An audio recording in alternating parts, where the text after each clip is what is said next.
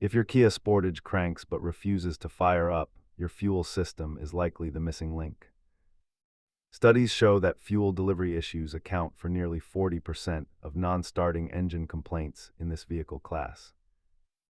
Let us narrow down the culprit before you start swapping expensive parts. Start by listening for the fuel pump hum, verifying your gas level, and checking the fuel pump relay fuse. A clogged filter, a dead pump, or a faulty crankshaft sensor are the most frequent culprits for this symptom. Don't overlook corroded wiring or a tripped inertia switch, which can cut power to the pump unexpectedly.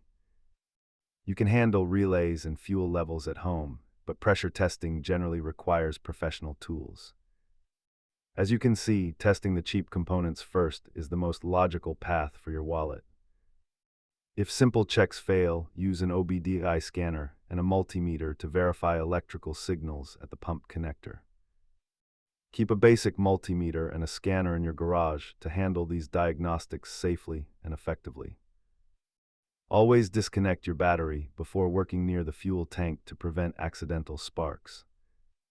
Thanks for watching and stay safe under the hood.